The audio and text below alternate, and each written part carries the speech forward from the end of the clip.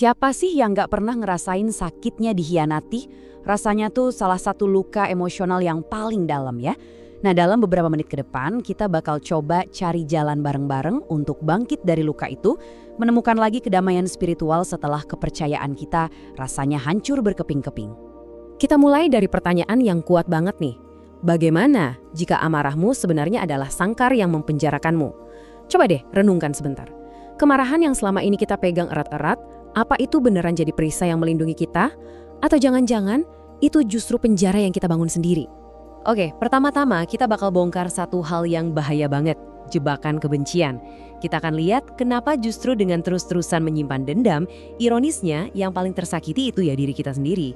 Ini dia nih, ide intinya yang mungkin kedengarannya agak aneh di awal. Kita sering banget mikir kalau benci itu tameng, biar kita aman. Tapi kenyataannya, kebencian itu penjara. Penjara yang pelan-pelan bikin jiwa kita sesek nafas, nggak bisa bebas. Jadi, langkah pertama yang paling penting adalah mengakui adanya beban ini. Ini tentang membuat pilihan sadar untuk mencari kebebasan. Udah saatnya kita tukar beban yang bikin sesek itu dengan belas kasihan, bukan untuk orang lain, tapi untuk diri kita sendiri. Pertanyaan ini mungkin rasanya nancep banget ya ke hati. Pernah nggak kamu ngerasa hancur sehancur-hancurnya dan sendirian banget setelah dikhianati? Rasa sakit itu nyata dan penting banget buat kamu tahu kamu nggak sendirian kok ngerasain ini. Oke, selanjutnya kita coba lihat lebih dalam lagi ke hati yang rasanya hancur itu. Penting banget untuk mengakui rasa sakitnya dan belajar gimana caranya jalan di tengah puing-puing emosi ini sebelum kita bisa membangun kembali sesuatu yang baru. Istilah yang dipakai di sini tuh kuat banget, reruntuhan internal. Ini gambaran yang pas banget buat ngejelasin kekacauan batin setelah dikhianati. Coba bayangin deh, di dalam diri kita ada pemandangan yang isinya puing-puing kepercayaan, kebingungan, dan rasa sakit. Disitulah kita kadang berada. Dan di tengah runtuhan internal itu, wajar banget kalau rasanya berisik sekali di dalam. Ada rasa sakit yang kayaknya nggak mau pergi, pikiran jadi nggak jernih, emosi naik turun terus-terusan sampai rasanya tersesat secara spiritual. Kalau kamu merasakan ini, itu wajar banget.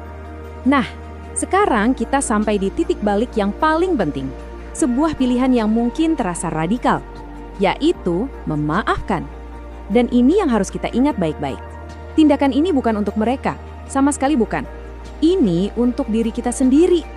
Ini dia metafora yang bisa mengubah cara pandang kita. Terus-terusan marah itu persis seperti kita minum racun setiap hari, tapi ngarepnya orang lain yang kenapa-kenapa. Padahal yang teracuni itu ya kedamaian dan kejernihan pikiran kita sendiri. Jadi, biar jelas ya, memaafkan itu bukan berarti kita membenarkan apa yang mereka lakukan. Bukan berarti kita bilang, oh nggak apa-apa kok. Sama sekali bukan. Memaafkan itu adalah keputusan sadar untuk berhenti menelan racun itu. Ini adalah tindakan penyelamatan diri. Dan tujuan utamanya sederhana saja, merebut kembali ketenangan spiritual dan kedamaian batin yang hilang.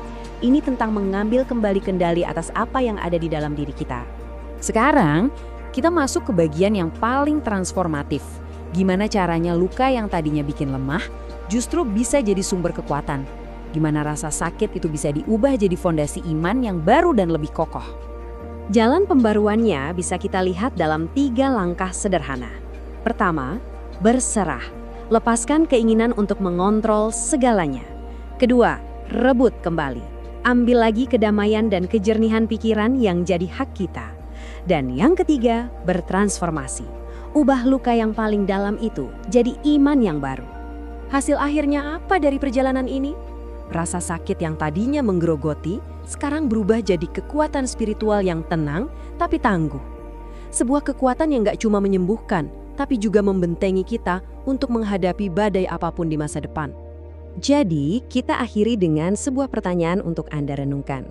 Setelah melihat jalan ini, siapkah Anda menukar beban berat kebencian itu dengan kedamaian? Siapkah Anda melepaskan apa yang selama ini memberatkan untuk meraih ketenangan yang seharusnya menjadi milik Anda? Pada akhirnya pilihannya ada di tangan Anda.